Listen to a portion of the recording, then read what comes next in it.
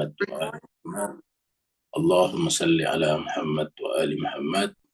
Allahumma salli ala Muhammad wa ali Muhammad al-faraja saqil makhraja wa ala alihi wa sahbihi al-mayamin al-muntajabin. Masyarul muslimin rahimakumullah, kita bersyukur bersua kembali untuk meneruskan pelajaran Al-Asfar kita atau ke Al-Asfar Al-Arba kita, filsafat transenden kita yang digagas oleh Mullah Sadra dan kita disarikan oleh Said Hussein Nasr. Kita masuk ke screen.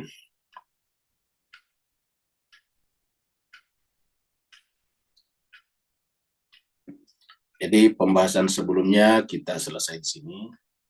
Sumber-sumber pemikiran ajaran Mullah Sadra. Terus sekarang kita masuk, sudah selesai. Sekarang kita masuk pada yang kelima ini ya, bab 5. Sebelumnya kita sudah bahas sedikit juga di tapi buku lain karena ini tidak bisa terbuka. Alhamdulillah hari ini bisa terbuka. Kita teruskan bab 5. Apa itu teosofi transenden atau apa itu al-hikmah al-muta'aliyah. Jadi apa itu filsafat atau teosofi transenden. Jadi kalau kita sampaikan, kata teosofi itu adalah perkawinan antara teologi dan filsafat. Jadi teologi dan filosofi. Jadi kata sofinya dari kata filosofi, teonya dari kata teologi, jadilah teosofi. Artinya filsafat tetapi bercorak ketuhanan. Ya. Di filsafat bercorak ketuhanan, teosofi. Kemudian transenden artinya melampaui, al-muta'aliyah, yang mengatasi segalanya. Ini yang dipakai al-hikmah al-muta'aliyah. Kata muta'aliyah ini yang paling tinggi adalah artinya dari kata ala. Di dalam Al-Quran sih kata-kata muta'aliyah kita tidak temukan, tapi al-hikmah banyak ya. Di dalam Al-Quran kata al-hikmah ini kita sering bahas. Al-muta'aliyah kalau ada kita menggunakan kata ala. Dari kata ala atau a'la. Yang ada dalam Al-Quran itu adalah antumul a'launa. Kamu yang paling a'la, yang paling tinggi. Kalau kamu beriman, wala tahinu wala tahzanu wa antumul a'launa in kuntum mu'minin. Ya. Yang ada adalah ta'ala, seperti dalam kata-kata subhanahu wa ta'ala. Jadi Allah itu adalah ta'al. Ta'al artinya melampaui. Jadi al-hikmah al-muta'aliyah. Jadi kata-kata ta'al ada, tetapi kata persis muta'aliyah kita tidak temukan. Nah, jadinya kita bahas pada kesempatan kali. Jadi ini adalah merupakan pemikiran inti daripada Mullah Sadra. Jadi ini pemikiran intinya Mullah Sadra. Ya. Jadi al-hikmah al-muta'aliyah. Ya, karena kalau kita lihat, inilah yang akan dibahas di sini. Ya, kalau kita lihat buku aslinya di sini, ya ini. Nanti pembahasan berikutnya bab 6, metafisika Mullah Sadra dan pengaruhnya terhadap filsafat Islam pada periode Istiqajar. Tapi artinya bahwa sudah bukan intinya lagi, jadi intinya yang ini ya bab 5. Kalau di sini nanti adalah pengaruhnya terhadap filsafat Islam pada periode setelahnya Mullah Sadra ya dinasti Qajar. Karena kita tahu bahwa Mullah Sadra itu besar, pemikirannya besar pada zaman dinasti Safawi. Dinasti Safawi lumayan lama, kemudian setelah itu jatuh runtuh dinasti Safawi, muncul dinasti Qajar. Dinasti Qajar runtuh, muncul dinasti Pahlavi. Jadi yang terakhir itu Pahlavi. Ya.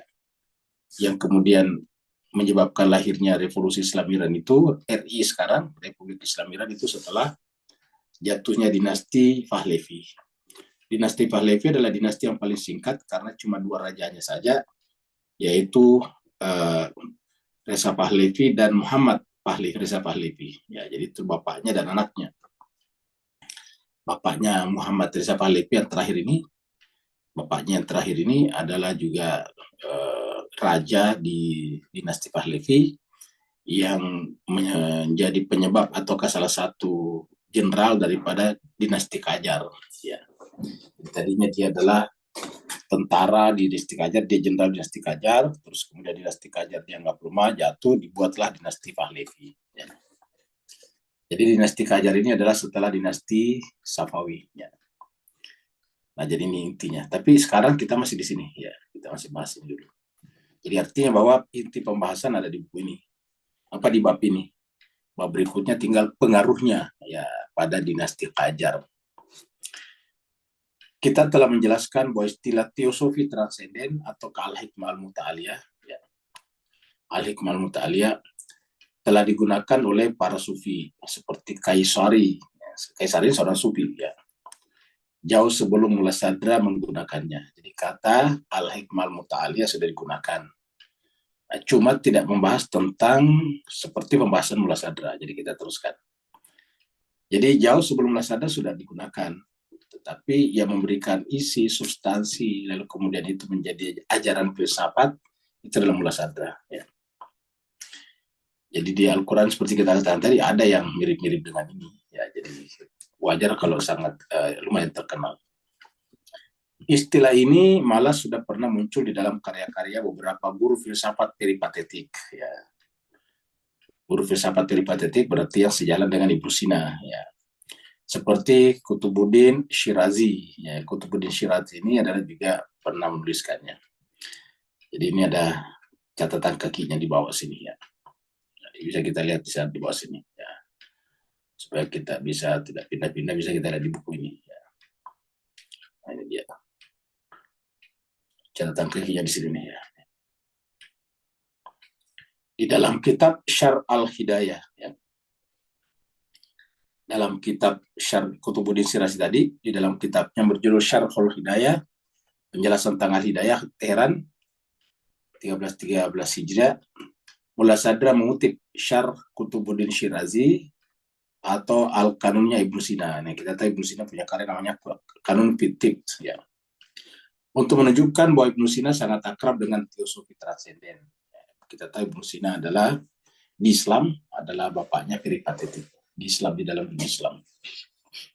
Dan Ibnu Sina itulah yang kita awal pernah bahas yang diserang cukup sengit oleh Ghazali, Imam Ghazali. Kutipan tersebut adalah ini, Inna asyakhu wala gairu dan seterusnya, al-hikmah, ya, ar-rasikhin. Jadi al-hukama ar-rasikhin ini sama kalau dalam Al-Quran itu dikatakan apa namanya, war-rasikhuna fil ilmi, ar-rasikhin. Ya, jadi asyakh wala gairihi minal hukama ir-rasikhina fil hikmah al-muta'aliyah. Jadi ada di sini kata-kata ini, ya.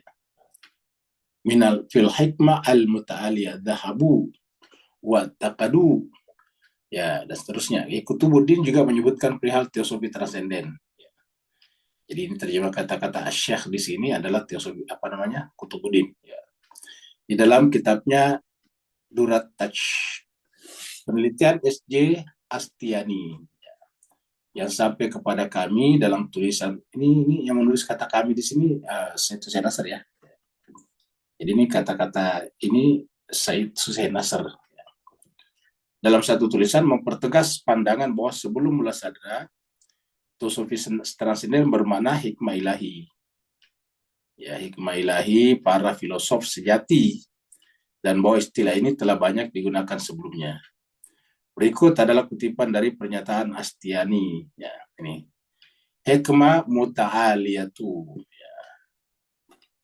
Jadi hikmah muta'aliyatu saja sesungguhnya Haman hikmah ilahi. Tapi ini bahasa Parsi nih, ya. Ini bahasa Parsi nih, ya. Tapi intinya di sini ada kata hikmah muta'aliyah. Ya, sama disamakan dengan hikmah ilahi. Ya. Di antara ulama, jadi ingat ini bahasa Parsi ini tulisan-tulisannya. Kalau di atas ini Arab. Ya. Di antara ulama yang hidup sezaman, ya, dengan Mullah Sadra, dan ingat berdasarkan di atas tadi ini adalah yang melampaui yang panca indera, karena lil mahsusat. Mahsusat itu sesuatu yang bisa diindrai. Ya. Lil mahsusati al juz'iyah huwa al khawas al khams. Khawas al khams itu artinya indra yang 5. Ya, khawas al khams. Jadi melampaui yang bisa dijangkau oleh panca indra atau indra yang 5. Al khawas al khams. Di antara ulama yang hidup sezaman dengan Mullah Sadra adalah hakim terkemuka, ya, Mullah Syamsa Gilani. Kendati pada kenyataannya menentang ajaran-ajaran Mullah Sadra dengan banyak cara, dia pernah menulis kitab berjudul Al-Hikmah Al-Muta'aliyah. Jadi yang sesama dengan Mullah Sadra ada yang bernama Mullah Syamsa Gilani, cukup menolak gagasan Mullah Sadra, tapi dia pun menulis dalam karyanya Al-Hikmah Al-Muta'aliyah. Ya. Ada banyak saksi tentang kemuliaan. Sudah lewat ya. Kita sampai nomor 1 aja tadi ya. Ini adalah footnote nomor 1 tadi kita bahas. Ya. Footnote nomor 1 mana tadi? Ini. Ya. Jadi kita tadi bahas yang ini. Akan tetapi dalam penggunaan yang lebih awal dari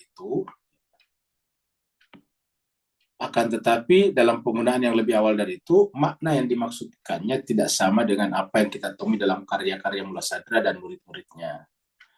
Mereka telah memberikan makna yang lebih tepat terhadap istilah ini, serta mengidentifikasinya sebagai simbol sintesis metafisis. Sebagai simbol sintesis metafisis. Ingat kalau sintesis itu adalah tesis baru, karena kan ada tesis, antitesis, sintesis, kamu gitu. Jadi pertama tesis, kemudian antitesis, kemudian sintesis. Dari kata ini lahir kata tesis juga kalau orang nulis skripsi di tingkat pascasarjana. Ya. Jadi ada simbol sintesis, metafisis, dan filosofis baru dari Mullah Sadra. Ya. Oleh karena itu, adalah penting di sini untuk menyelidiki pengertian dan karakteristik umum teosofi transenden dan mempersiapkan dasar analisis ya untuk tulisan berikutnya tentang ide-ide dan doktrin-doktrin yang terdapat di dalam cabang-cabangnya yang beragam. Ungkapan Al-Hikmah Al-Muta'aliyah atau ini tadi teosofi transenden terdiri dari 2 istilah. Jadi ada 2 istilahnya. Ya, jadi Al-Hikmah Al-Muta'aliyah ini ada 2 ya. Ada 2 istilah. Yakni Al-Hikmah yang artinya teosofi. Ya, hikmah ini diterjemahkan teosofi atau teosofia. Ya, teosofia. Ya. Di hikmah diterjemahkan menjadi teosofi ataukah teosofi diterjemahkan menjadi hikmah. Ya. Dan ini cukup banyak di dalam Al-Quran. Kita sudah sampaikan bahwa kata hikmah ini sering kita temukan di dalam Al-Quran. Ya. Ya, kalau kita tulis kata hikmah dalam Al-Quran itu cukup ya, kita lihat di sini. Ya.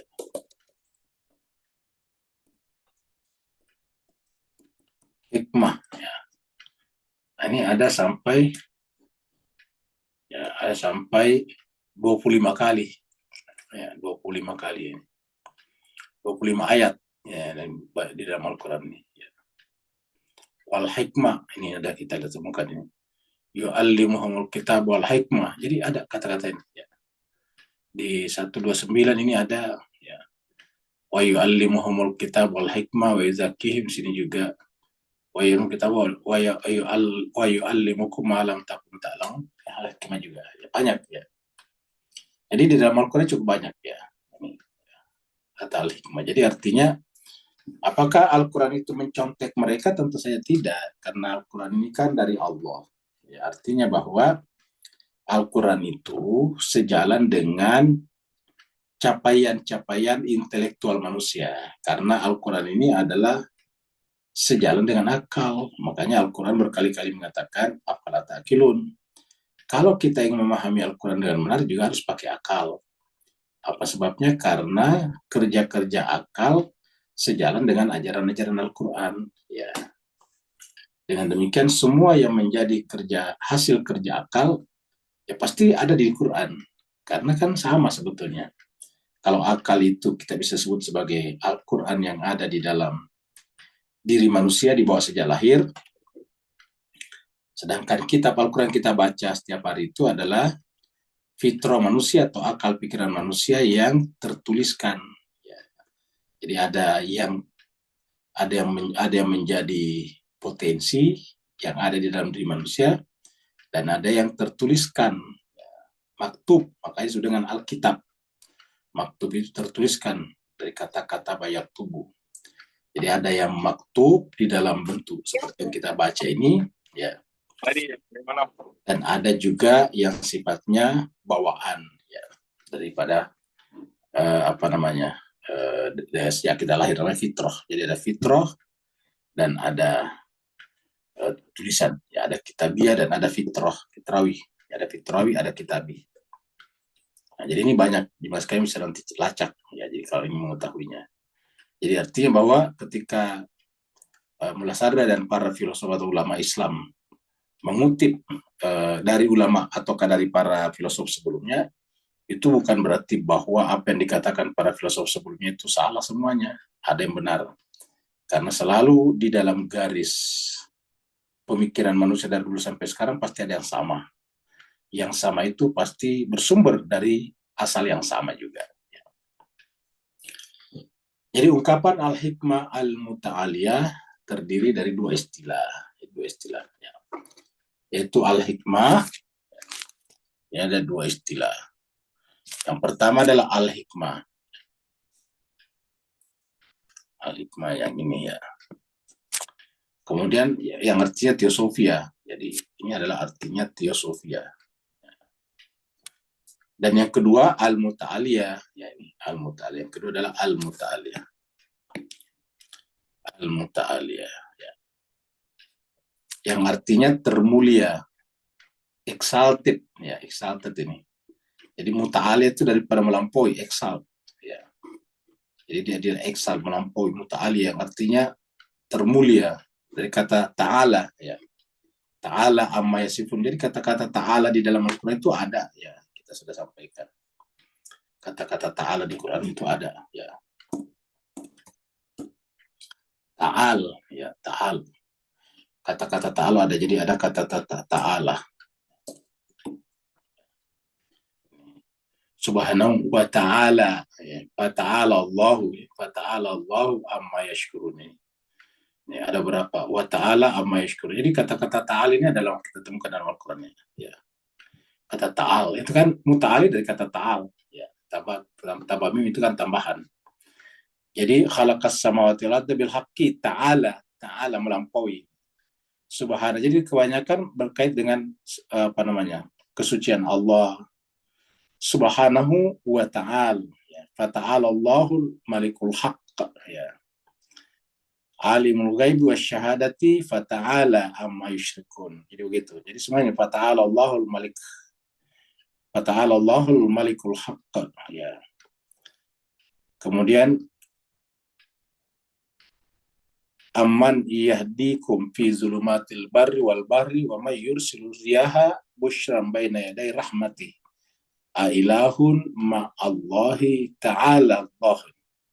Ailahun ma'allahi ta'ala Allahu amma yusyrikun. Jadi seperti itu, ya.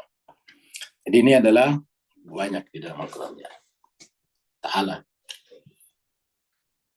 Jadi kata-kata ta'ala ada. Kalau persis muta'al itu tidak ada. Kalau kita tambahkan di sini mim, ya, kita tambahkan mim di depannya sini. Kita tambah mim, ya. Tambah mim ini, ya. Mim. Nah, nggak ada. Jadi kita tambahkan mim, nggak ada. Muta'al, ya. Yang ada cuma ta'ala saja, ya. Nah, jadi seperti itu. Nah, tapi sama saja kalau muta'al, kalau ada ta'al kita anggap sudah sama, ya, karena muta'al. Jadi dan muta'aliyah yang artinya termulia, exalted atau transcendent ini, ya. Jadi muta'aliyah ini adalah exalted, ya. Exalted ataupun transcendent. Jadi kata-kata transcendent itu dalam bahasa Arab dia trans melampaui juga, transcendent, exalted juga sama. Meskipun istilah ini telah digunakan oleh Mullah Sadra, ia menjadi terkenal setelah murid-muridnya. Jadi justru popularitas istilah al-hikmah al-muta'aliyah ini justru melalui murid-murid Mullah Sadra, bukan pada saat Mullah Sadra masih hidup. Jadi menjadi terkenal setelah murid-muridnya Mullah Sadra maksudnya, baik yang maksudnya langsung belajar pada zamannya pada Mullah Sadra, ataupun yang datang belakangan, artinya murid dalam konteks membaca bukunya saja dan mengikuti ajarannya, menggunakannya untuk mengidentifikasikan mazhab pemikiran Mullah Sadra. Jadi ini digunakan sebagai identitas mazhab pemikiran Mullah Sadra. Jadi digunakan sebagai identitas ya, mengidentifikasi mazhab pemikiran Mullah Sadra. Jadi kan kita sudah sampaikan mazhab pemikiran itu kan ada tadi Masyaiyah atau peripatetis, ada juga Isyraqiyah ya, atau iluminasi, ada juga tafwid atau emanasi, macam-macam. Ya, ada juga gnostik, mysticism, ya ada. Jadi masing-masing ada nama mazhabnya. Nah, oleh murid-murid Mullah Sadra disebut mazhabnya dengan mazhab hikmah muta'aliyah. Artinya ditempatkan karena dia tidak persis sama dengan peripatetisme atau kamasya'iyah, tidak persis sama juga dengan emanasi, tafwid yang diperkenalkan oleh Neoplatonis yang pernah kita bahas juga sebelumnya. Tidak persis sama juga maksudnya dengan iluminasi, isyraqi yang diperkenalkan oleh Syihabuddin Suhrawardi. Ini tidak sama. Tetapi walaupun tidak sama, kita sudah sampaikan sebelumnya, ya kekayaan intelektual, khasanah intelektual daripada pemikiran-pemikiran itu nanti ada di dalam karya Hikmah Muta'aliyah ini. Jadi murid-muridnya menggunakannya untuk mengidentifikasi mazhab pemikiran Mullah Sadra. Nah, sejak itu kemudian terkenal Mullah Sadra yang mana? Mullah Sadra yang menjadi bapak pendiri ajaran, begitulah, ajaran atau pemikiran Hikmah Muta'aliyah, Al-Hikmah Al-Muta'aliyah. Ya. Sesudah satu generasi setelah Mullah Sadra, jadi satu generasi setelah Mullah Sadra. Ya. Jadi sudah kayak cucunya lah, ajaran, kalau dari sisi ajaran ya cucunya. Karena kita sebut generasi Mullah Sadra, kemudian muridnya satu generasi, terus setelahnya lagi. Nah, kalau istilahnya dalam ilmu hadis itu dia adalah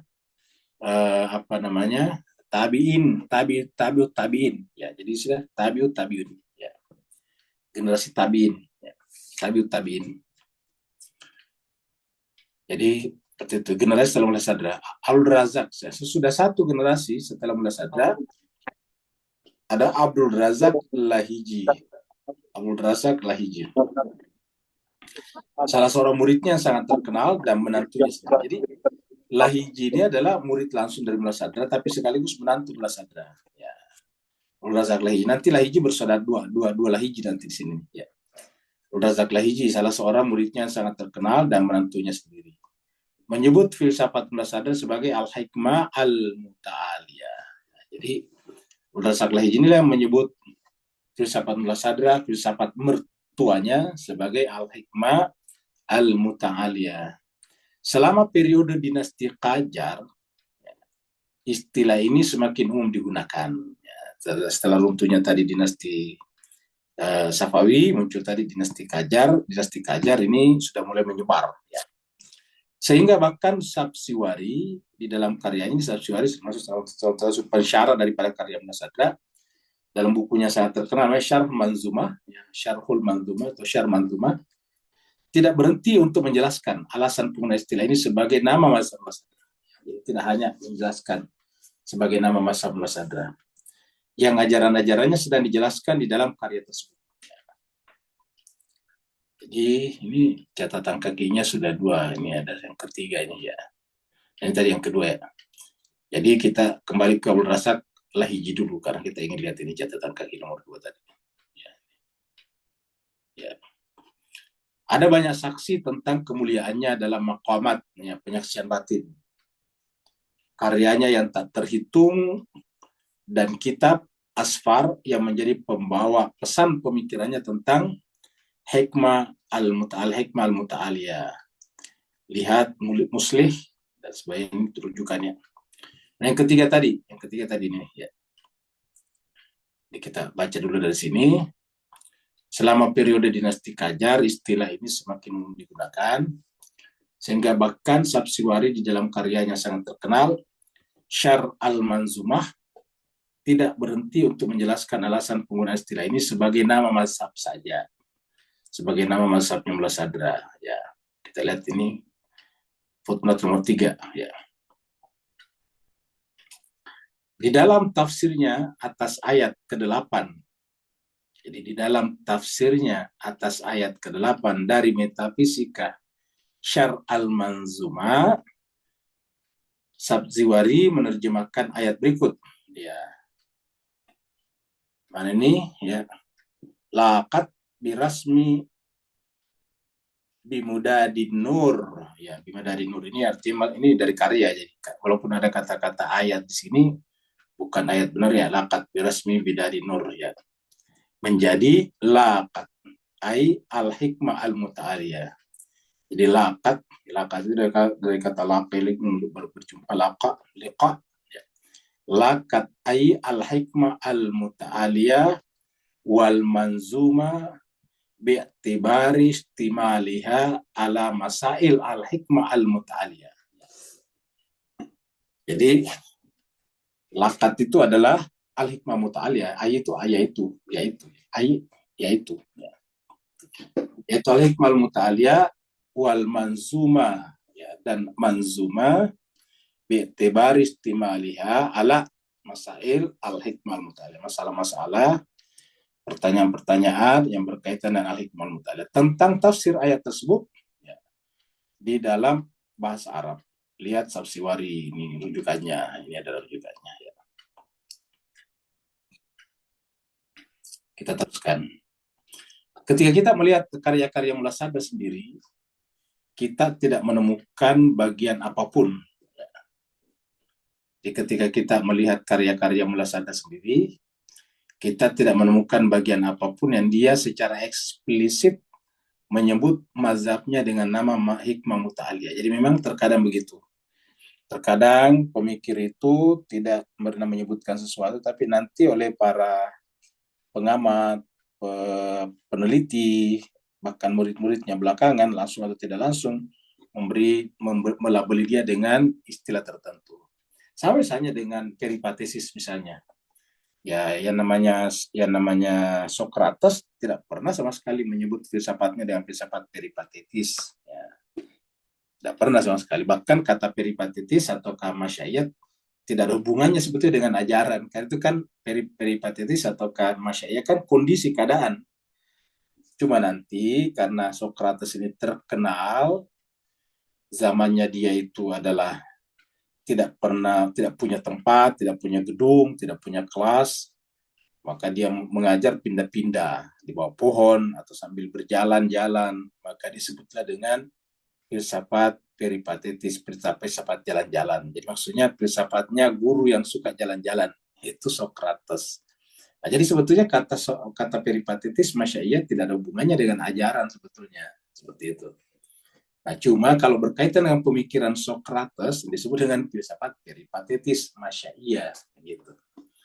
Nah, terkadang seperti itu. Begitu ya dengan Mullah Sadra. Jadi Mullah Sadra sendiri tidak secara eksplisit menyebut mazhabnya dengan nama Al-Hikmah Al-Muta'aliyah. Yang ada tadi bukunya berjudul, tapi buku kan tidak berarti mazhab. Buku kan adalah menjelaskan tentang subjek yang dibahas di dalam buku itu. Judul itu kan menjelaskan bahwa tema judul yang dibahas dalam buku ini adalah ini yang disingkat dalam judulnya.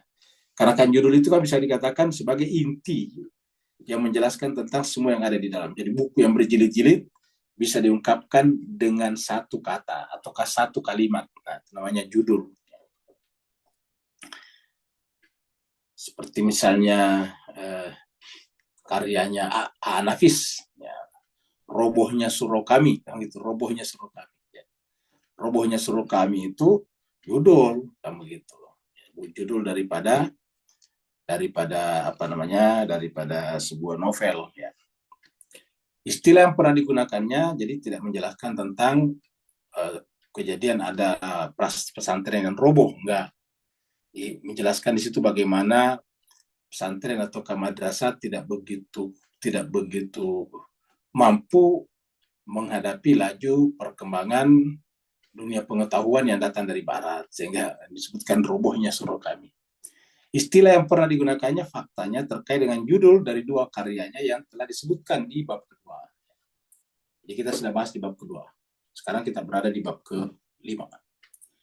Kedua karya yang dimaksud adalah karya besarnya Al-Hikmah Al-Muta'aliyah fil Asfar Al-Aqliyah Al-Arba'ah. Jadi inilah.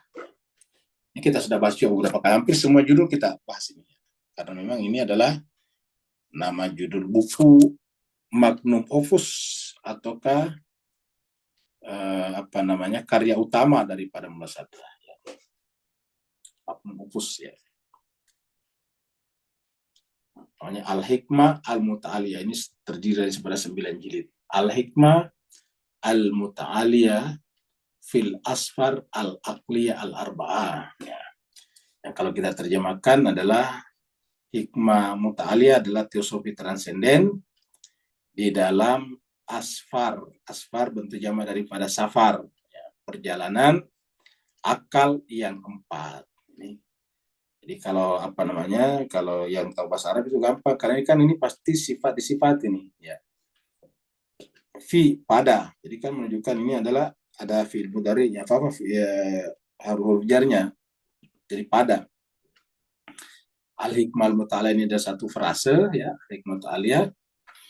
Kemudian ini menjelaskan tempatnya atau keadaannya di. Nah, ini adalah satu lagi, ya, satu frase lagi.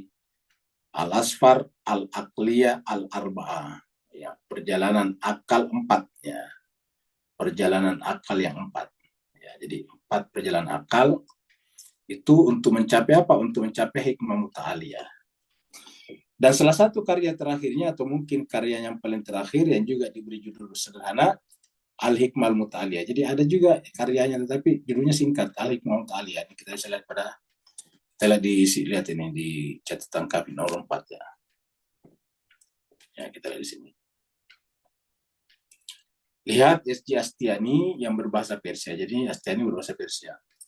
Untuk kitab ini di dalam edisi yang diterbitkannya juga perhatikan pengantar Said Hussein Nasr yang ditulis dalam bahasa Inggris. Jadi artinya bahwa ini ada di dalam Astiani, kemudian juga ditulis oleh Said Hussein Nasr dalam pengantar buku dalam bahasa Inggris. Jadi buku Astiani ini diterbitkan atau diterjemahkan ke dalam bahasa Inggris, dan kemudian pengantarnya adalah Said Hussein Nasr.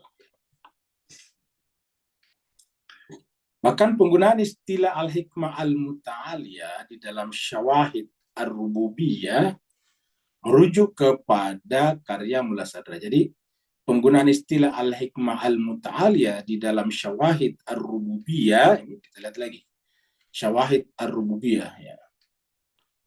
Ya, syawahid itu dari kata syahada. Syawahid itu kesaksian, musyahadah, ketuhanan, rububiyah, ya. Mengenai pengetahuan jiwa terhadap konsep-konsep universal, Mullah Sadra menulis, kami telah menjelaskan masalah ini secara panjang lebar di dalam Al-Asfar Al-Arba'ah. Jadi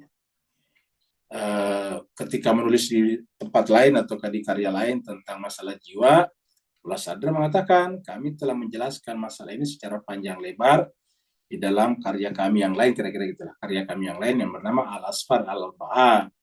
Sementara penjelasannya lebih ringkas di dalam Al-Hikmah Al-Muta'aliyah. Nah, kalau begitu, yang dimaksud di atas ini Al-Hikmah Al-Muta'aliyah juga, tetapi yang tadi judulnya panjang. Al-Hikmah Al-Muta'aliyah fil Asfar Al-Aqliyah Al-Arba'ah, kan begitu. Kemudian lebih ringkas, ada lagi bukunya juga, tapi ringkasan. Judulnya Al-Hikmah Al-Muta'aliyah saja. Nah, jadi dikatakan sementara penjelasan lebih ringkas di dalam Al-Hikmah. Dengan demikian, ini dengan ini dua hal yang berbeda. Ini maksudnya adalah karya utama, magnum opus tadi yang 9 jilid, sedangkan ringkasannya ada di sini. Lihat Asy-Syawahid Ar-Rububiyah. Ya. Jadi seperti itu.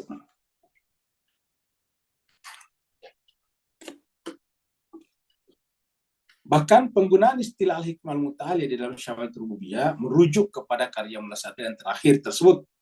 Yang ini nih. Ya. Ketimbang kepada mazhab filsafatnya. Jadi merujuk kepada buku, bukan kepada mazhab. Setidaknya terdapat dua faktor yang mendasari murid-murid Mullah Sadra dan masyarakat umum untuk menggunakan istilah Al-Hikmah Al-Muta'aliyah. Jadi setidaknya terdapat dua faktor yang mendasari murid-murid Mullah Sadra dan masyarakat umum untuk menggunakan istilah Al-Hikmah Al-Muta'aliyah sebagai nama ajaran-ajaran Mullah Sadra.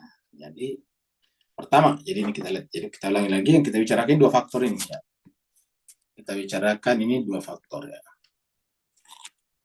Ya, ada dua faktor yang mendasari murid Mullah Sadra Dan masyarakat menggunakan istilah hikmah muta'aliyah kepada ajaran Mullah Sadra. Ini yang pertama.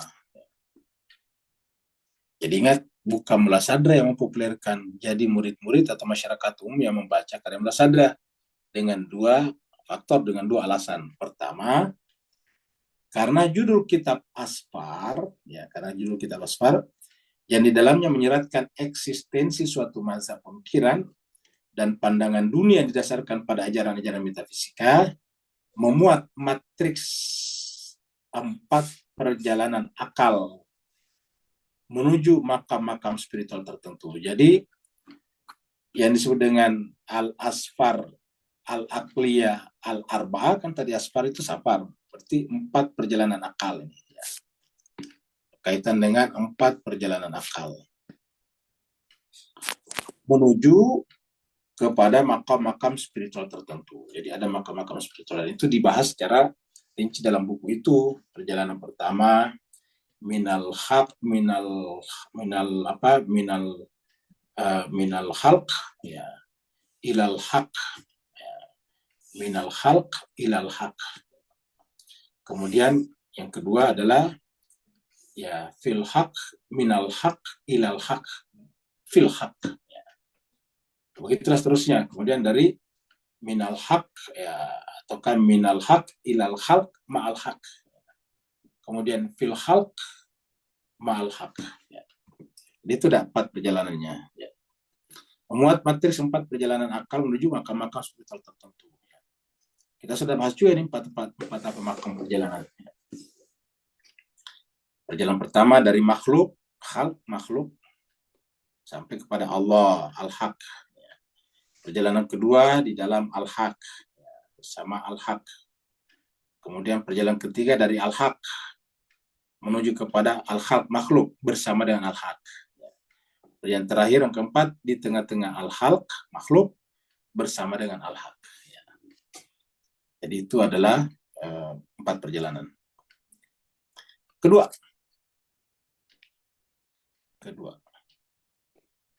besar kemungkinan Mullah Sadra dalam pengajarannya menyebutkan secara lisan bahwa Al-Hikmah Al-Muta'aliyah bukan hanya sekedar judul dari beberapa tulisannya, tetapi juga menjadi nama bagi keseluruhan ajarannya. Jadi besar kemungkinan Mullah Sadra dalam pengajarannya menyebutkan secara lisan ya, bukan tulisan, ingat, lisan. Ya, harus dicamkan di sini kata-kata lisan, secara lisan, bukan tulisan. Bahwa Al-Hikmah Al-Muta'aliyah bukan hanya sekedar judul dari buku tadi, Al-Hikmah Al-Muta'aliyah fil asbar al-aqliyah al-arba'ah, fil asfar al-aqliyah al-arba'ah. Jadi bukan hanya Al-Hikmah Al-Muta'aliyah itu judul, tetapi juga menjadi nama bagi keseluruhan ajarannya. Jadi tetapi juga menjadi nama bagi keseluruhan ajarannya. Kendati anggapan yang kedua ini tidak dapat dibuktikan, artinya yang kedua tidak dapat dibuktikan karena Mullah Sadra tidak pernah menyebut secara tertulis, yang tadi secara lisan. Kendati anggapan yang kedua ini tidak dapat dibuktikan melalui sumber-sumber tertulis, namun ia diakui oleh semua guru tradisional filsafat Mullah Sadra di Persia saat ini. Artinya, kendati anggapan yang kedua ini tidak dapat dibuktikan secara sumber tulisan, tetapi diakui oleh semua guru tradisional filsafat Mullah Sadra di Iran pada saat ini. Bukan hanya di Iran, Persia. Kata Persia lebih luas daripada Iran. Kalau Iran kan negara, Persia itu mencakup beberapa negara yang biasanya merujuk kepada ras Persia. Misalnya kalau kita menyebut Melayu dengan Malaysia sebetulnya berbeda. Kalau Malaysia kan negara, kalau Melayu ya bisa masuk ke Indonesia juga. Ke Indonesia kan termasuk ras Melayu, ya, Malaysia, Indonesia, Malaysia, kemudian Thailand, terutama Thailand bagian selatan, Filipina bagian selatan, itu kan ras Melayu. Ya. Bahkan di Vietnam juga ada. Nah, jadi dengan demikian, kalau kata Melayu lebih luas. Sama-sama juga dengan Persia. Alasan terkuat guna diterimanya penjelasan di atas adalah guru-guru tradisional ini yang menerima pengajaran lisan sebagai pelengkap pengajaran tertulisnya. Memiliki silsilah guru, maksudnya walaupun tidak ada tertulis, tapi dia memiliki silsilah guru yang bersambung sampai ke Mullah Sadra. Jadi silsilah guru, artinya dia memiliki silsilah guru, ya, yang bersambung kepada mula sadra. Kalau hadis ibaratnya adalah sanad. Sanadnya itu bersambung kepada mula sadra. Misalnya saya, atau katakanlah saya ini adalah si Z, ya. Ataukah kita sebut saja si D, ya. Belajar daripada si C, ya. C ini belajar daripada si B, B belajar dari A mula sadra, seperti itu. Jadi bahkan sampai ke bawah, sampai yang lebih jauh lagi, ya. Bersambung sampai ke atas. Dan kalau kita lihat pengajaran-pengajaran di Islam tradisional di Persia, di Iran, itu biasanya sambung menyambung ke atas. Seperti misalnya Imam Khomeini itu ketahuan, atau Ali Khamenei sekarang ketahuan berguru kepada Imam Khomeini. Imam Khomeini berguru kepada sebelumnya, ya, berguru kepada sebelumnya, begitulah sambung ke atas, sehingga nanti bisa dilacak kebersambungannya sampai kepada murid-murid imam zaman yang goib. Ya, gitu. Jadi memiliki silsilah guru yang bersambung sampai kepada mula sadra sendiri. Jadi walaupun itu secara lisan, bukan tertulis, ya. Dengan demikian, mungkin saja penggunaan istilah al-hikmah al-muta'aliyah sebagai nama khusus, ya, bagi teosofi tradisional yang diformulasikan oleh mula sadra. Artinya bahwa kata al-hikmah al-muta'aliyah sangat mungkin bukan hanya terikat kepada karyanya mula sadra secara spesifik, secara khusus, tetapi ini adalah caranya mula sadra memformulasikan ajaran-ajaran sebelumnya, teosofi tradisional yang ada sebelum mula sadra. Kemudian dipopulerkan dengan judul buku Al-Hikmah Al-Muta'aliyah fil Asfar Al-Aqliyah Al-Arba'ah. Jadi sebagai nama khusus, jadi artinya bahwa dengan demikian mungkin saja penggunaan istilah Al-Hikmah Al-Muta'aliyah sebagai nama khusus dari teosofi tradisional yang diformulasikan oleh mula sadra jadi ingat, sudah digunakan sejak zamannya guru-guru tersebut hingga saat ini. Hingga saat ini. Sama misalnya kalau kita bicara tentang mustalahul hadis, itu diajarkan turun-temurun sejak zamannya yang pertama.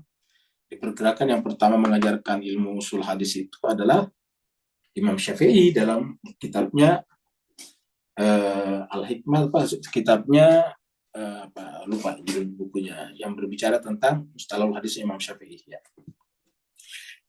Nah, jadi seperti itu. Bukan alum. Kalau alum itu kan karya fikihnya, ya.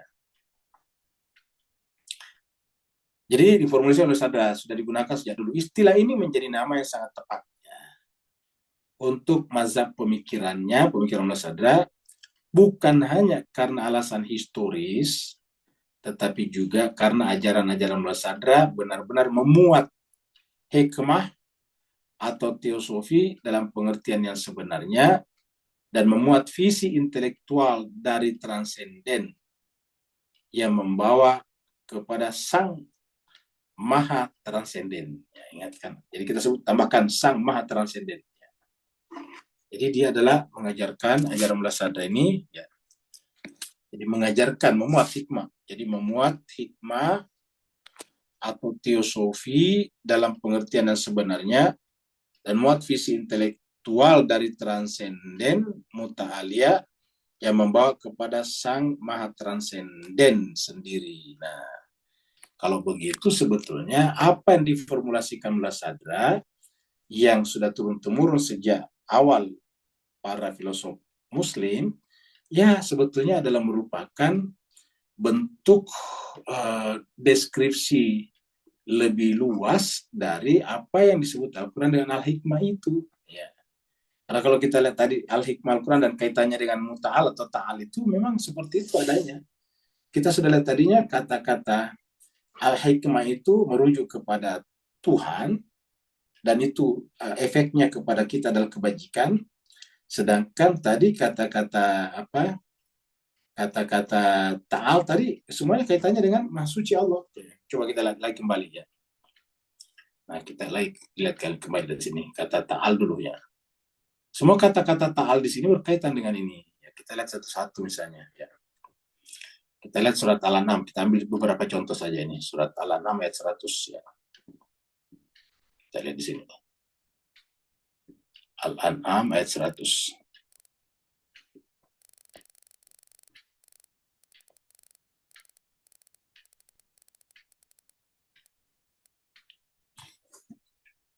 A'udzubillahi minasyaitonirrajim. Bismillahirrahmanirrahim. Wa ja'alu lillahi syuraka'a.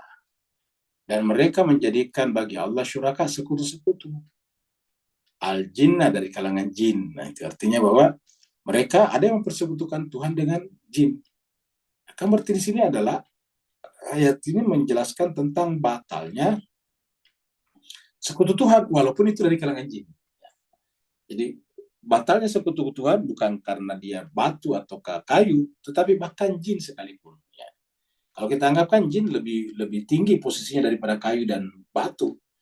Jin ada, ya, tetapi tidak bisa dijangkau oleh panca indera kita, kan berarti lebih tinggi. Tidak ada di antara kita yang bisa membunuh jin. Misalnya kita marah kepada jin, tidak bisa. Ya. Nah, kalau kita marah kepada patung bisa dihancurkan. Ya. Nah, waja'alu lillahi syuraka al-jin.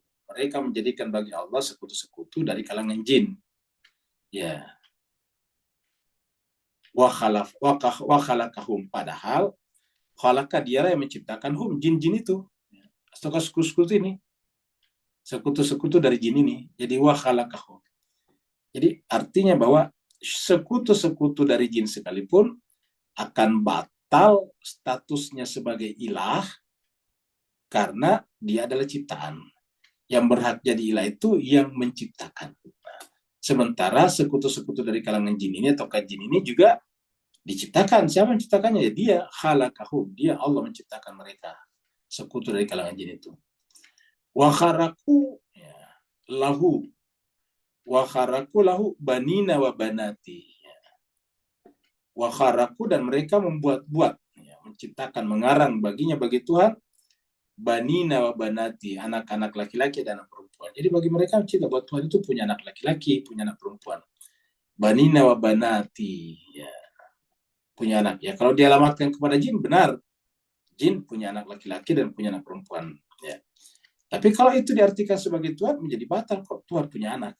Ya, begitu.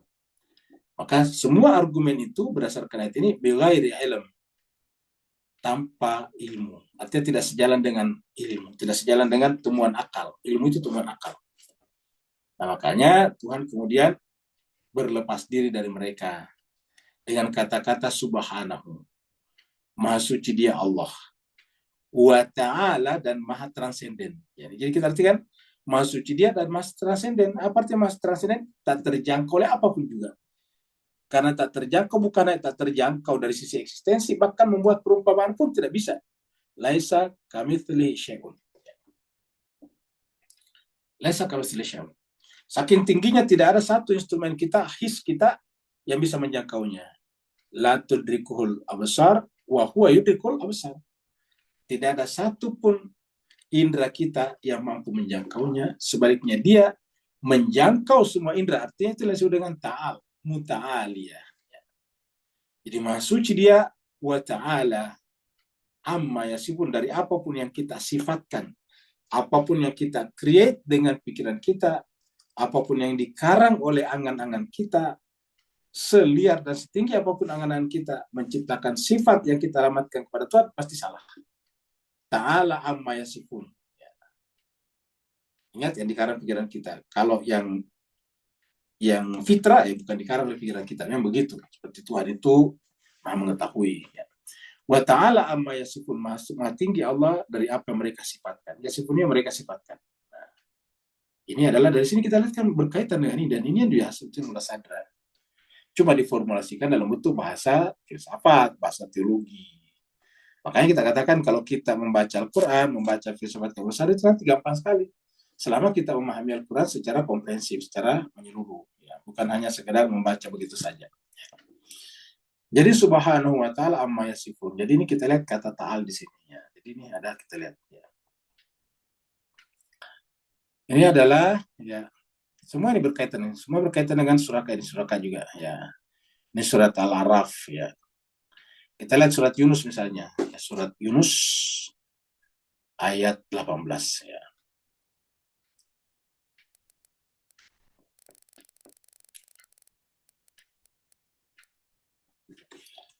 Wa ya'buduna, mereka menyembah min dunillah, selain daripada Allah. Ma la yadurruhum, apa yang tidak bisa menimbulkan mudarat bagi mereka, wala yanfa'uhum, dan tidak menimbulkan manfaat bagi mereka. Contohnya saya, kita mengatakan bahwa makanan itu tidak menimbulkan manfaat, kan menimbulkan manfaat. Ya, tapi ingat, bukan makanan itu sebetulnya memberikan manfaat. Manfaat yang ada dalam makanan itu juga berian dari yang lain. Jadi sebetulnya makan seperti nasi sebetulnya tidak bisa memberikan manfaat. Karena manfaat yang terkandung pada dirinya bukan dari nasi, tapi dari lain. Contohnya, nasi itu kan dari padi. Nah, bisakah padi tumbuh tanpa air dan tanah? Enggak, nggak bisa. Ya. Jadi kalau kita pikir-pikir, ya bukan nasi yang memberikan manfaat kepada kita, tapi air dan tanah. Nah, tapi bisakah juga air dan tanah tiba-tiba muncul di situ kalau tidak ada siklus?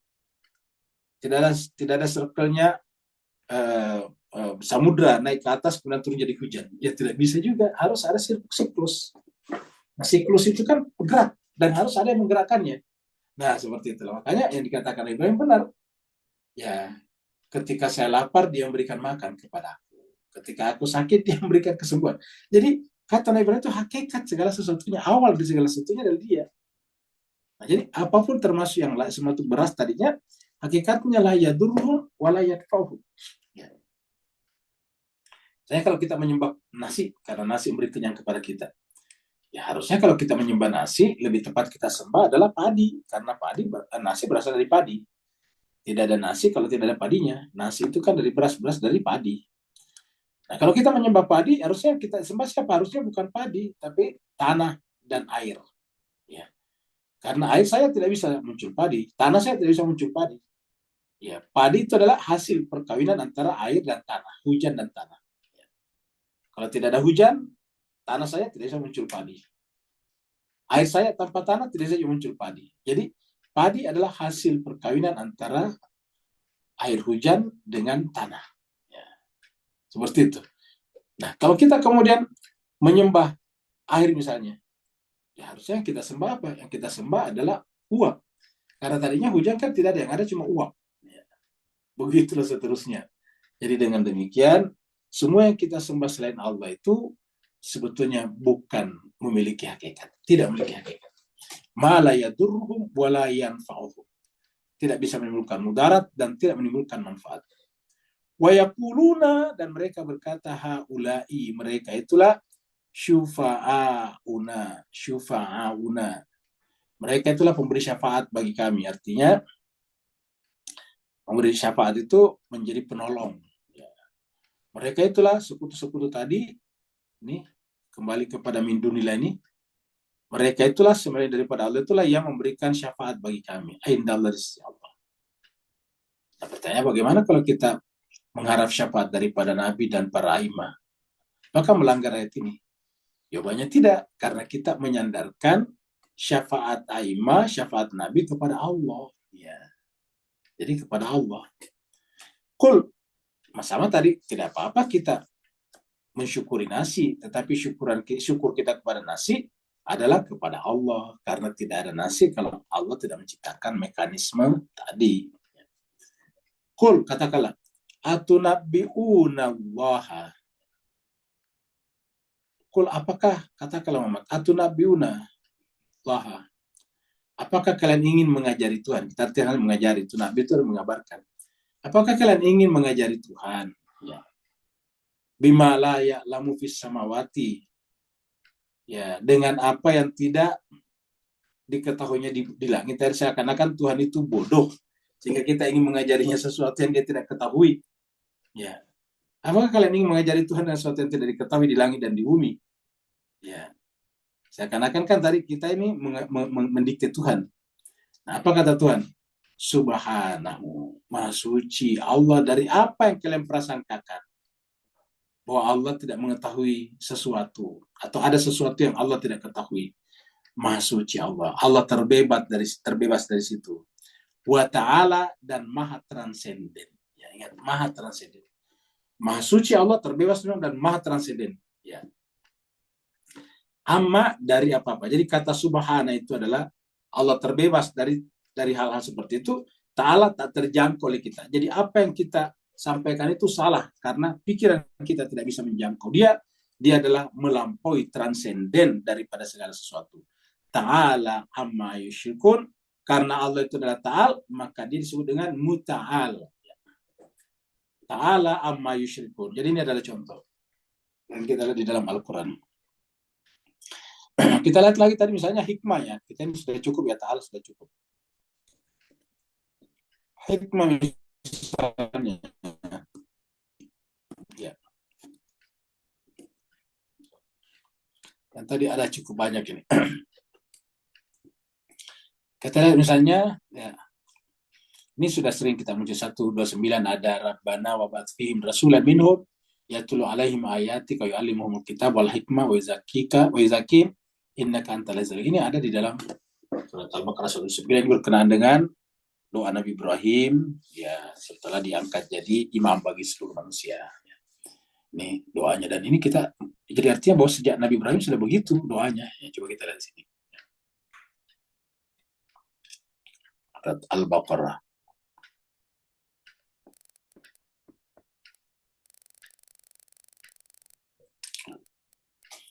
Ini doanya Nabi Ibrahim nih dari atas ini ya. Ini doanya Nabi Ibrahim. Ya, yarfa Ibrahimul qawaida minal baiti. Ke atas 124 itu pelantikan Nabi Ibrahim sebagai imam, begitu. Ya.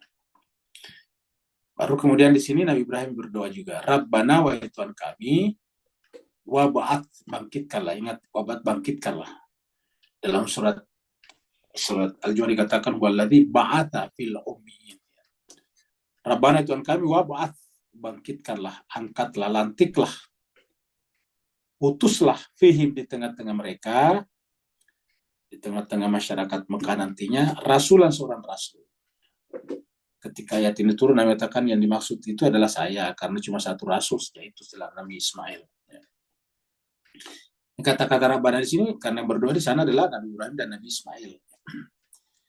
Jadi artinya tidak termasuk Nabi Ismail di situ. Kenapa? Karena dia berdoa bersama dengan ayahnya Ibrahim. Maka yang dimaksud di situ selain keduanya yaitu Nabi Muhammad, Rasul dan Rasul. Minhum dari kalangan mereka, dari kalangan ahli Mekah. Yatlu alaihim, yang tugasnya adalah yatlu, membacakan, ya, mengajarkan alaihim kepada mereka ayatika, ayat-ayatmu, tanda-tanda kebesaranmu. Wa yu'allimuhumul kitaba, dan mengajarkan kepada mereka Alkitab, wal hikmah, dan hikmah. Ya. Jadi hikmah adalah merupakan konsekuensi daripada Alkitab. Jadi kalau kita belajar Al-Hikmah adalah kalau kita belajar Alkitab harusnya lahirlah hikmah. Makanya kita disebutkan Alkitabul Hakim, Al-Quranul Hakim, kalau gitu. Al-Hakim itu hikmah. Nah, jadi Alkitabul Hakim itu sering disebutkan dalam Al-Quran. Ya, Kitabul Hakim. Ya. Jadi Al-Quran disebut dengan Alkitabul Hakim. Wa yuzakkihim, dan mensucikan mereka. Tapi intinya ada di sini. Al-Hikmah. Baru nanti ditutup innaka antal azizul hakim. Hakim di sini sama lagi Al-Hikmah. Tapi Alkitab ini tujuannya melahirkan hikmah. Ya, wa yu'allimuhumul kitaba wal hikmah, artinya dengan mengajarkan kepada manusia Alkitab suci, otomatis harusnya kalau dia belajar dengan benar lahir al-hikmah. Ya. Ini bisa kita lihat misalnya dalam surat Yunus. Ya. Ini surat Yunus. Ya. Tilka alif lam ra, tilka ayatul kitabil hakim. Tilka ayatul kitabil hakim. Ya. Surat Luqman juga kita lihat seperti itu. Ya, misalnya tilka ayatul kitabil hakim. Ya. Surat Yasin. Ya. 36. Ya. Yasin wal Qur'anil Hakim. Nah, jadi ini adalah hikmah.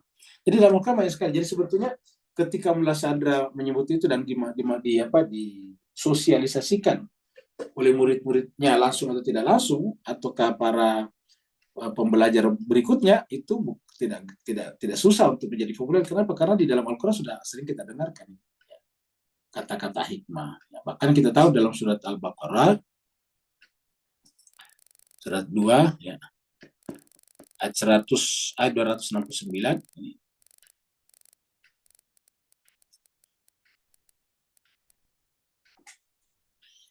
Nah, kita lihat sini ayat 269. Ya. Yu'til hikmata mayyasha. Yu'til hikmata mayyasha. Dia Allah memberikan hikmah mayasya kepada siapa yang dia kehendaki. Ingat kalau Tuhan mengatakan dia kehendaki berarti orang itu memenuhi syaknya Tuhan, ya syaknya Tuhan. Kepada siapa yang memenuhi ya syaknya Tuhan atau syaknya Tuhan. Ya.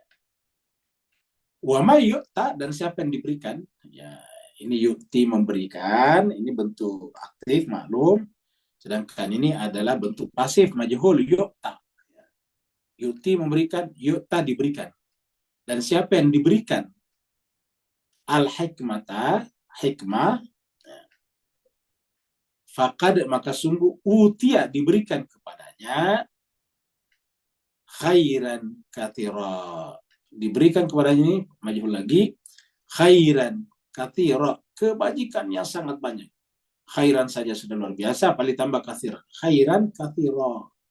Jadi artinya orang yang mendapatkan hikmah itu adalah diliputi hidupnya, jiwanya dengan kebajikan. Ya. Lihatlah para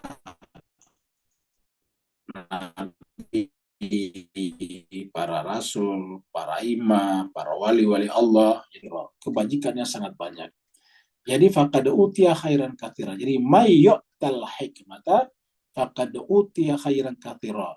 Wa ma yadzakkaru illa ulul albab. Cuma syaratnya adalah orang itu harus menjadi ulul albab dulu. Apa itu ulul albab? Adalah menjadi ahli, menjadi menjadi terbiasakan, menjadi tersifatkan menggunakan akal pikirannya untuk menuju kepada alam yang transenden. Nah, itu baru albab namanya. Jadi kalau menggunakan akalnya untuk hal-hal yang empirik saja, ya belum. Ulul albab itu adalah ketika fokus pikirannya bukan hanya tentang benda-benda terindrai, tapi juga kepada yang melampaui tadi. Makanya ulul albab terkait dengan hikmah karena dia adalah transenden. Ya, jadi untuk mencapai transendensi, ya akal harus juga bergerak secara vertikal. Tidak cukup hanya dengan horizontal. Ingat, akal itu bisa bergerak vertikal, bisa bergerak horizontal, dan bisa bergerak vertikal. Ya. Apa itu horizontal? Memikirkan yang terindrai. Akal memikirkan hubungan antara hijaunya daun dan matahari. Ini kan tidak kelihatan oleh panca indera. Kok ada hubungan antara matahari dengan hijaunya daun? Nah, tapi akal bisa memikirkannya dan menemukan hubungan itu, namanya hubungan fotosintesis. Nah, jadi yang bisa melakukan itu adalah ulul albab.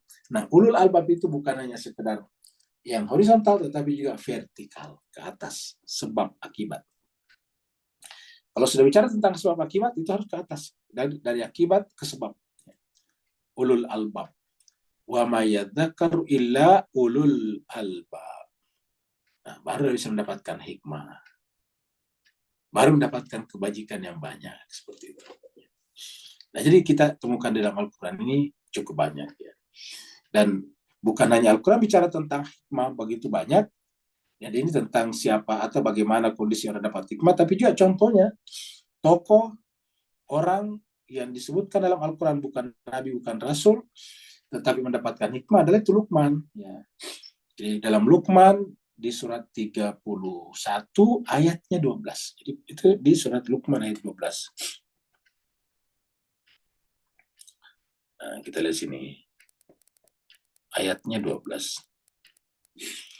Walaqad ataina Luqmanal hikmata. Jadi dia badikan Luqman dan bahkan dijadikan sebagai satu surat, itu surat Luqman, karena Luqman itu adalah contoh orang yang bukan Nabi, bukan Rasul, tapi kami telah berikan kepadanya, tadi kata-kata berikan, karena hikmah kan diberikan. Berikan kepadanya hikmah. Di kata-kata hikmah tadi berikan ya. Ingat tadi surat Al-Baqarah ayat 269. Ada 269 tadi mengatakan yu'til hikmata may yasha. Jadi yu'til hikmata may yasha wa yu'ta. Ya. Dari kata ata. Jadi kami berikan kepadanya Luqman al-hikmata. Jadi Luqman ini contoh yang yu'tal hikmah, orang yang diberikan hikmah. Siapa yang diberikan hikmah? maka dia diberikan kebajikan yang banyak. Contohnya adalah Luqmanul Hakim, Luqman al-Hikmatah. Apa intinya kalau orang sudah hikmah? Puncak daripada kebajikan adalah bersyukur. Anishkur lillah, bersyukur kepada Allah. Ingat, kata bersyukur kepada Allah di sini jangan bayangkan seperti yang kita bayangkan saat kita ucapkan alhamdulillah. Kata bersyukur kepada Allah di sini artinya tidak ada satupun sumber yang ada pada makhluk, semuanya dari Allah. Itu bersyukur kepada Allah. Saya tadi kita merasakan nikmatnya nasi, ya sebetulnya bukan beras, tetapi Allah di sana. Dan bukan hanya loncat, tetapi pikirannya berproses, berulul albab untuk sampai kepada Allah. Kalau kita kan loncat saja tanpa mengetahui prosesnya, sehingga dia sifatnya dogmatis. Ya. Anishkur lillah. Wa may yashkur, dan siapa yang bersyukur, fa innama, maka sungguhnya perbuatan syukurnya itu yashkur li nafsi, kembali kepada dirinya, nafsnya. Jadi syukur ini akan membuat nafs jadi bersih. Kenapa? Nafs tidak lagi berharap akan pujian dari apapun juga. Tidak lagi nafs mengalamatkan sesuatu apapun kepada selain Allah. Itu namanya fa'in nama yashkuru nafsi. Sebaliknya waman kafara, jadi kafara itu tertutup, tidak syukur. Fa'in Allah, maka sungguhnya Allah ghaniyun hamid. Artinya apa? Allah tidak butuh kesyukuran kita, keimanan kita, ketakwaan kita, karena Allah itu adalah kaya. Artinya semua yang ada, termasuk yang kita gunakan untuk mempersekutukan Tuhan, adalah kekayaan Tuhan. Karena Allah itu adalah Gani, maka tidak ada pujian yang pantas ditujukan kepada benda dan apapun kecuali hanya Dia. Makanya Dia yang disebut dengan Hamidun. Fa inna Allah Ganiyun Hamid, ya. Karena Dia adalah Hamid, dan Dia adalah Hamid satu-satunya yang bisa dirujuk, dijadikan sebagai andalan untuk ditemukan hakikat kepujiannya, keterpujiannya. Namanya Hamidun Majid. Jadi dia Allah bukan hanya Hamid, tapi Hamidun Majid. Fa'innaka Hamidun Majid. Fa'innallaha Ganiyun Hamid. Nah, jadi saya kira Jemaah sekalian berbahagia, ya, ayat ini menjelaskan kepada kita bahwa ketika kemudian Mullah Sadra atau murid Mullah Sadra mempopulerkan bahwa Al-Hikmah Al-Muta'ali, yaitu adalah ajaran Mullah Sadra, sebetulnya adalah ajaran Islam Al-Quran yang kemudian diformulasikan, diabstraksikan, diartikulasikan oleh Mullah Sadra menjadi sebuah ajaran filsafat ketuhanan ataukah teosofi transenden, seperti itu. Jadi sebetulnya kalau kita mempelajari filsafat Mullah Sadra akan sangat gampang kalau kita paham Al-Quran secara benar. Nah, jemaah sekalian berbahagia, inilah saya kira pembahasan kita pada kesempatan kali ini. Jadi kita sampai di sini, ya, sampai pada hari tanggal 30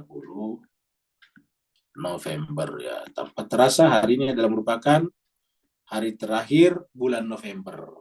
Jadi esok hari Ahad, hari Minggu, sudah bulan Desember, tanggal 1 Desember besok. Jadi tanpa terasa. Desember berarti apa? Sudah bulan terakhir tahun 2024. Ya, jadi kita akan mengakhiri tanpa terasa 2024. Usia kita bertambah terus tanpa terasa. Kita pertama kali menggunakan Zoom itu pada saat COVID merajalela pada tahun 2020. Tanpa terasa sekarang sudah 4 tahun. Kan 2021 1 tahun, 2022, 2023, sudah 4 tahun. Luar biasa. Dan sebentar lagi 5 tahun, karena COVID itu atau Zoom itu kita mulai sekitar bulan Maret tahun 2020. Ya kalau kita nanti ketemu Maret lagi 2025 sudah 5 tahun tanpa terasa. Luar biasa. Artinya apa? Kemanakah bilangan-bilangan ini membawa kepada kita?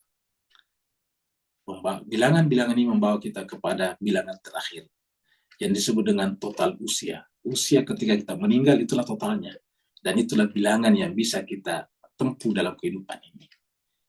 Kita akan sampai di sana tanpa terasa. Oleh sebab itu, filsafat Mullah Sadra adalah teosofi transenden karena alasan historis dan metafisis. Alasan historisnya tadi, karena sudah digunakan sebelumnya oleh para sufi dan sebagainya, Alasan metafisis, ya karena ini boleh dikatakan belum pernah terkonstruksi sebelumnya di dalam filsafat dan teologi. Sehingga kemudian inilah yang menyebabkan mempunyai alasan metafisis. Meta arti melampaui, fisis dari kata fisik melampaui fisik.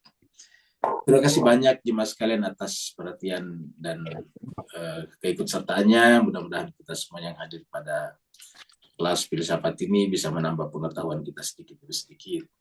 Ya, karena namanya belajar itu memang seiring dengan waktu. Ya, kita tidak bisa melampaui waktu dan Tuhan juga tidak menuntut kita lebih daripada kemampuan kita. La yukallifullahu nafsan illa wus'aha. Terima kasih banyak. Wa'alaikumsalam. Yang mau bertanya dipersilakan. Assalamualaikum Ustadz. Waalaikumsalam warahmatullahi wabarakatuh. Silakan Bu Samsa. Iya Ustadz. Safar Arba'ah itu 4 perjalanan itu Ustadz. Mohon penjelasan singkatnya, mungkin 2 aja Ustadz. Baik, 2 aja jadi dulu di kesempatan ini. baik. Jadi kita sebutkan saja 4, nanti kita bahas 2 ya. Jadi cuma geser bagian, nanti sebetulnya dijelaskan di sana, tapi nggak apa-apa. Jadi kita lihat sini ya. Ya anggaplah di sini ya katakanlah ini adalah Tuhan ya, anggaplah ini kan Tuhan kan nggak bisa diserupakan dengan apapun. Jadi kita hanya ilustrasi saja ya. Dan kita sekarang ada di sini ya, katakanlah begitu ya. Ada di sini. Katakanlah ini namanya alam makhluk. Sebetulnya kan tidak berpisah, tapi ilustrasi saja ya ini. Karena kita di sini ya, ini adalah kita manusia di sini ya, manusia dengan alam semesta di sekitarnya. Sedangkan di sini adalah Allah ya, yang di dalam Al-Quran disebut dengan Al-Haq ya. Nah, jadi ini adalah Al-Insan di sini, Al-Haq di sini. Nah, ini adalah kita sebut dengan alam makhluk, manusia dan alam sekitarnya. Ini disebut dengan makhluk, khalq ya, dalam Al-Quran disebut dengan khalq ya. Ini adalah khalqun ya. Ini adalah khalq ya. Ini titik, ini qaf ya, khalq ya. Kalau di sini adalah hak, jadi kita kasih juga, bisa juga kasih alif lam biar sama-sama ma'rifah ya. Ini ya al-khalq, jadi al-haq. Nah, begitu. Nah, jadi perjalanan pertama kata Mula Sadra adalah dari sini ke sini. Ya, ini perjalanan pertama ya. Perjalanan dari alam khalq ya, kepada hak ya. Ini adalah perjalanan pertama. Jadi kita kasih tanda di sini ya. Perjalanan pertama ya. Disebut dengan minal khalq ilal haq ya. Perjalanan dari alam makhluk, alam materi, alam dunia menuju kepada alam hak. Ya, bisa juga diartikan alam indrawi menuju kepada alam al-haq, alam hakikat. Ya. Ini perjalanan pertama. Dan ini kita semuanya harus, kalau beragama harusnya melewati ini. Nah, tetapi banyak di antara kita yang belum berjalan, Bu Sabsa, masih ada di sini. Kalau sudah berjalan itu berarti sudah ada usaha di sini. Harus tahu dulu bahwa memang ada objek yang kita tuju dalam perjalanan itu. Makanya kalau kita baca surat Al-Fajr, itu startnya perjalanan itu dari apa ya? Dari nafs mutmainnah. Harusnya kan itu sebetulnya manusia itu sudah bergerak. Artinya sudah mulai memperbaiki dirinya dari nafs amarah, kemudian naik ke lawama, kemudian marhama, kemudian mutmainnah. Nah, tetapi dalam Al-Quran dikatakan ya ayyatuhan nafsul mutmainnah. Jadi yang sudah mencapai derajat mutmainnah, baru disuruh katakan irji'i ila rabbiki, bergeraklah, kembalilah kepada Tuhanmu. Ya. Jadi yang bisa menempuh perjalanan ini harus mencapai derajat nafs mutmainnah dulu. Ya ayyatuhan nafsul mutmainnah irji'i ila rabbiki ilal haq. Jadi kalau dikatakan di situ irji'a ila rabbiki, bisa dikatakan irji'a ilal haqqi. Nah, baru kemudian ini yang pertama. Yang kedua, perjalanan kedua di sini. Yang kedua di sini, kita sebut saja di dalam sini ya. Nah, di sini berputar-putar di sini ya. Jadi itu adalah Ya. Ya. Jadi perjalanan fil haq ma'al haq. Artinya saja minal haq ilal haq ma'al haq ataukah bil haq. Jadi minal haq ilal haq ma'al haq. Nah ini dia perjalanan yang ketiga. Maaf yang kedua. Jadi kita sebut yang kedua ya. Di dalam sini melakukan eksplorasi, menyerap apa di sini? Di sini adalah menyerap. Kalau di sini tadi meninggalkan, melepaskan diri dari gravitasi selain Allah, gravitasi alam dunia, alam materi, alam hawa nafsu dan sebagainya. Kalau di sini adalah menyerap nama-nama atau sifat-sifat Allah, nama-nama Allah yang ada dalam Asmaul Husna. Menyerap rahmannya, rahimnya dan sebagainya. Jadi ini adalah perjalanan di dalam sini. Nah, kemudian setelah selesai di sini, baru kembali ke sini lagi. Ini persis sama dengan perjalanan Isra Mi'rajnya Nabi ya. Nabi juga begini perjalanannya, Nabi Musa juga begini. Ya. Setelah itu kembali ke sini. Ya. Nah, ini adalah perjalanan yang ketiga. Ya. Ya. Ini perjalanan ketiga, yaitu minal haq ilal khalq bil haq atau ma'al haq. Ya, ingat, bisa bil haq, bisa ma'al haq. Ya. Di perjalanan dari Allah kembali kepada makhluk, tapi sudah bersama dengan Allah. Ya, bersama dengan al-haq. Jadi sudah bersama dengan kita kembali ke sini.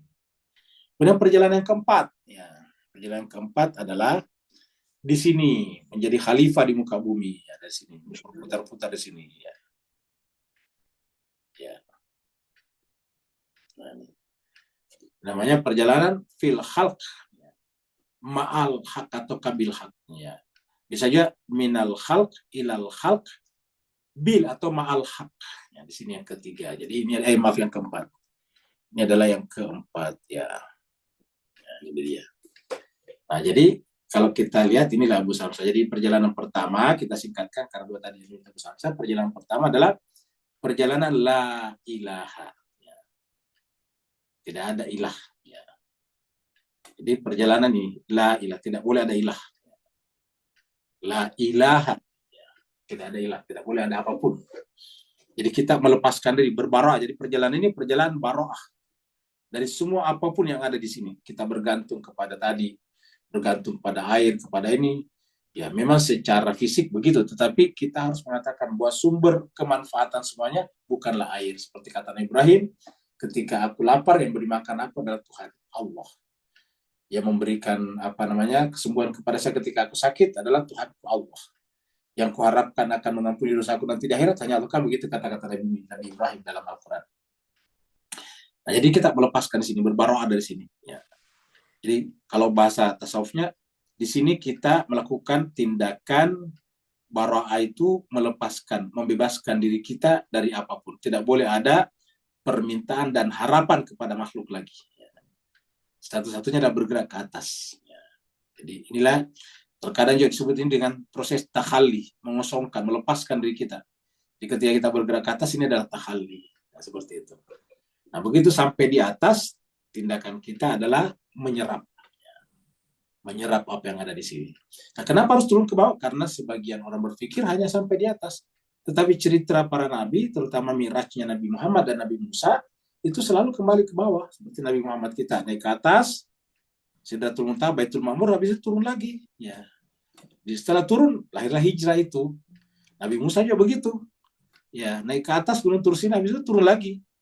Disuruh bahkan oleh Tuhan. Wahai Musa, pergilah kepada Firaun. Nah, turun. Ya Musa, idhab ila Firaun. Itu Tuhan katakan itu setelah prosesi perjumpaan Tuhan dengan Musa di Al-Ma'wa itu di dalam Al-Quran.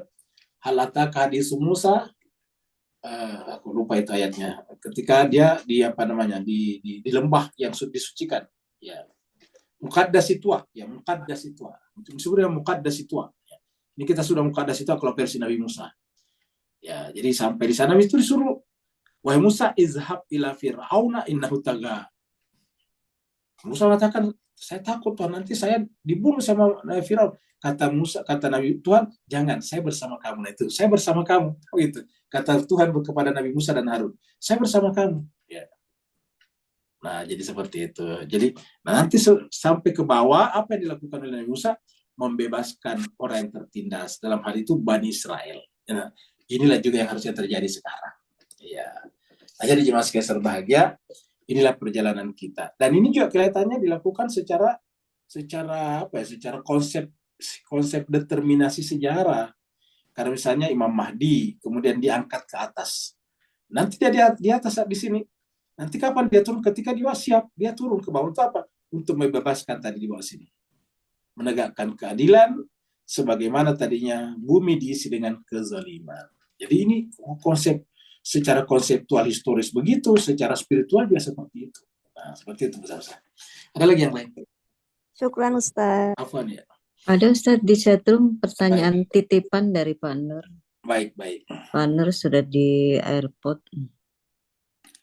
Jadi jemaah sekalian, ini ikhwan kita, jemaah kita dari Singapura yang biasa bertanya itu sekarang lagi OTW, on the way to ziarah ke Irak, ya ziarah Iran Irak ya, betul, dua negara Irak bersama dengan rombongannya dari Singapura. Ya.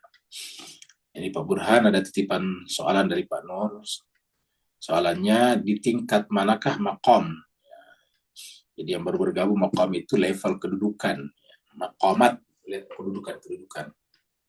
Kalau di Indonesia kan namanya makam itu biasanya kuburan, itu makam kuburan. Nah, ini maksud makam di sini adalah level kedudukan rohani. Jadi soalnya di tingkat manakah makam Mullah Sadra itu? Ya sebagai orang yang arif hikmah tadi selalu tidak pernah mau menyebut dirinya di makam mana. Gitu. Bahkan Nabi sekalipun tidak pernah mengatakan saya adalah Nabi, kecuali ada perintah qul, gitu. Jadi kita pernah sampaikan di dalam tafsir dalam penjelasan tadabbur kita, nabi-nabi itu tidak pernah langsung mengatakan saya ini nabi Allah, selalu ada qul. Ya. Qul innama ana basyarun mislukum yuha ilayya. Jadi kata-kata diwahyukan kepada saya itu ada qulnya di depannya. Qul innama ana basyarun mislukum yuha. Yuha itu diwahyukan ilayya kepada saya. Ya. Qul, katakanlah bahwa qad ja'akum minallahi nurun. Setelah datang kepada Allah nur, yaitu maksudnya nabi. Nah, jadi nabi-nabi saja tidak pernah mau menyampaikan itu, juga apalagi orang seperti Mullah Sadra. Jadi siapa yang bisa mengatakan di makam mana, ya paling kita orang awam ini mereka, itu pun juga mereka. Jadi kita sebut makamnya Mullah Sadra seperti mana Imam Khomeini, mereka itu menulis dirinya sendiri adalah berada pada makam-makam yang sempurna secara insan kamil. Dari sisi seperti tadi Luqman. Kenapa dari sisi Luqman? Karena dia bukan nabi, bukan rasul, bukan aimah dalam pengertian 12 imam suci. Bukan rasul, bukan nabi, bukan juga aimah yang 12, bukan imam Isna Asyariyah. Tetapi beliau adalah imam dalam pengertian terbuka dalam pengetahuan.